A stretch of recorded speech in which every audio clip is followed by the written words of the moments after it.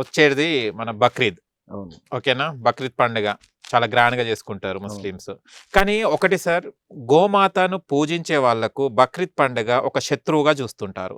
అంటే గోమాత పూజించే గోమాతను మీరు ఎక్కడి వరకు హత్య చేయడం ఎంత వరకు సబబు? ఇది మీ ఇస్లాంలో ఉందా? గోమాతను బక్రీద్ అప్పుడు ఎందుకు బలి ఇస్తారు? ముఖ్యంగా ఇది ఇప్పుడు చాలా ముఖ్యమైన క్వెషన్ ఇది. అది కూడా చాలా మందికి తెలియపరచాల్సినటువంటి అవసరం మాకుంది. ఇస్లాంలో 2 పండగలు. ఒకటి రంజాన్, రెండవది బక్రీద్. రంజాన్ వచ్చేసి ఈదుల్ ఫితర్ అంటారు. బక్రీద్ అనేది బక్రయ ఈద్. బక్రా అంటే పొట్టేలు. అవును. పొట్టేలు కానీ మేక కానీ బక్రయ ఈద్. ఇందులో మీకు మేకల్ని గొర్రెల్ని బలి ఇవ్వడం ఒక ఆచారంగా ఎవరైతే మనకు మూల పురుషుడు అయినటువంటి ప్రవక్త ఇబ్రాహీం అలైహిస్సలాం వారు ఉన్నారో వారు అల్లా యొక్క పరీక్షలో నెగ్గినప్పుడు అక్కడ తమ కుమారుడిని బలి ఇవ్వాలని చెప్పి ఒక పరీక్ష పెడితే ఆ పరీక్షలో ఆయనకు కరెక్ట్గా ఆ సమయానికి ఆ బిడ్డని తీసేసి అక్కడ ఈ గొర్రెని పెడతారన్నమాట. దాన్ని ఏమంటే ఆచారంగా పాటించాలి మనమందరము అని చెప్పేసి ప్రవక్త ముహమ్మద్ సల్లల్లాహు అలైహి వసల్లం వారు బోధించారు. కాబట్టి బక్రీద్లో గొర్రెలు మాత్రమే ఇస్తారు, అది కూడా స్తోమత కలిగిన వారు. ఓకే. ఎందుకంటే ఈదుల్ ఫితర్ అన్నాను కదా, ఈదుల్ ఫితర్ అనేది రంజాన్ పండగ. రంజాన్ పండగలో ఈదుల్ ఫితర్ అంటే ఫిత్రా అంటే ఎవరైతే పేదవాళ్ళు ఉంటారో ఆ పేదవాళ్ళు కూడా పండగ జరుపుకునే విధంగా ధనికులు వాళ్ళ ఆదాయంలో నుంచి 2.5% తీసి, అంటే వాళ్ళు అప్పులు లేకుండా ఏమి లేకుండా వాళ్ళు ఏదైతే బ్యాలెన్స్ ఉంటుందో బ్యాంక్ బ్యాలెన్స్ కానివ్వండి, నగలు కానివ్వండి, ఆస్తులు కానివ్వండి, దాంట్లో నుంచి తీసి ఈ పేదవాళ్ళకి ఇవ్వాలి అనేది దాని సారాంశము. అదేవిధంగా బక్రే ఈద్ అంటే ఏదైతే నేను చెప్పానో దాన్ని ఆ ఆచారంగా వస్తున్నటువంటి పండుగ. ఇందులో మీకు గోవుల్ని తప్పనిసరిగా కొయ్యాలి అన్నది ఇస్లాం ఎక్కడ మీకు ఆర్డర్ ఇవ్వలేదు.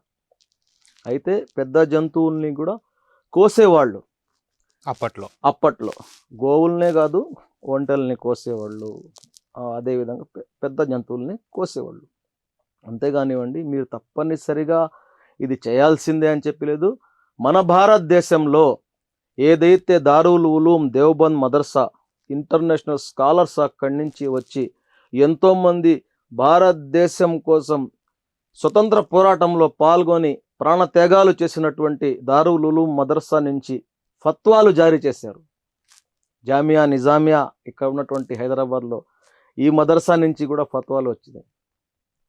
ఎందుకంటే భారతదేశంలో హిందూ సోదరులు గోమాతని పూజిస్తారు కాబట్టి మనము బక్రీద్ సందర్భంగా గోవులను మనం బలి ఇవ్వకూడదు అని చెప్పేసి ఫత్వాలు కూడా ఇచ్చి ఉన్నారు. ఇస్లాంలో మీరు తప్పనిసరిగా గోవుని కోయాలి అని చెప్పి ఎక్కడ లేదు. మీరు 5 ఆచారాలు కూడా ఉంటాయి కదా సార్? అవును. 5 ఆచారాలు కూడా లేదా? 5 ఆచారాల్లో ఎక్కడ లేదు. కల్మాలో కల్మా, హజ్, జకాత్, నమాజ్, జకాత్, సదకా ఇవి ఎక్కడ లేదనమాట. ఓకే. 5 మీకు గోవుల్ని కోయమని లేదు, పొట్టెలన్నీ కోయమని కూడా లేదు. మళ్ళీ ఆరాధించమని ఉంది, పేదవాడికి సహాయం చేయమని ఉంది, అదేవిధంగా నువ్వు విశ్వాసిగా జీవించాలని ఉంది.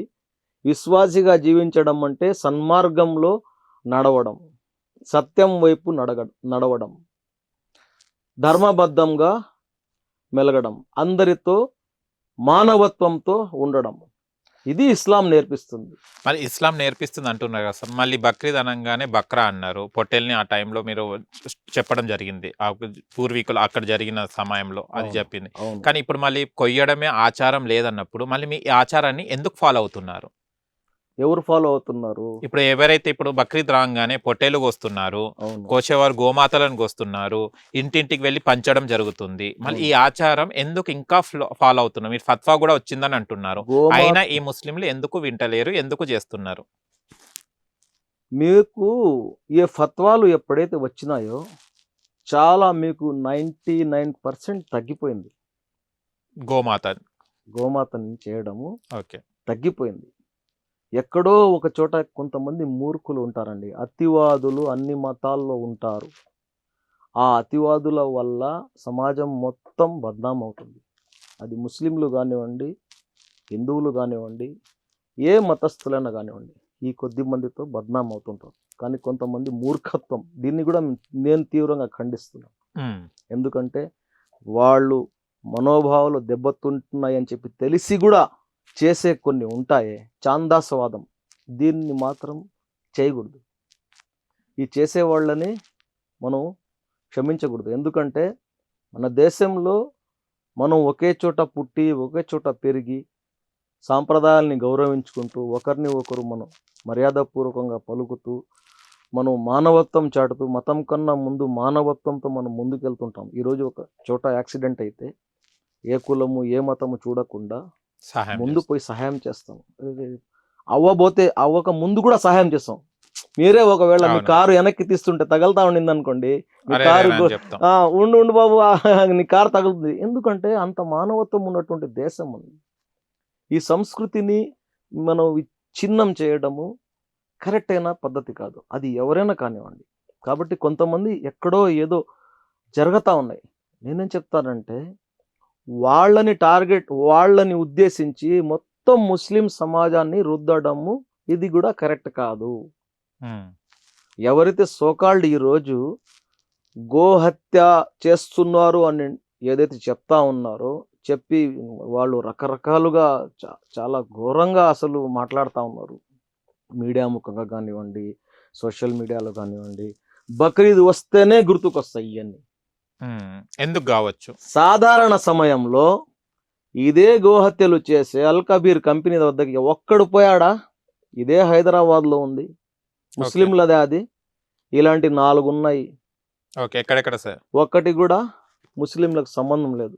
బీఫ్ ఎక్స్పోర్ట్ కంపెనీలు మీరు కావాలంటే నేను చెప్పడం కాదు, గౌరవనీయులైన గూగుల్ని అడిగి కనుక్కోండి. మీరు ఓకే. గూగుల్లో సెర్చ్ చేసుకోండి.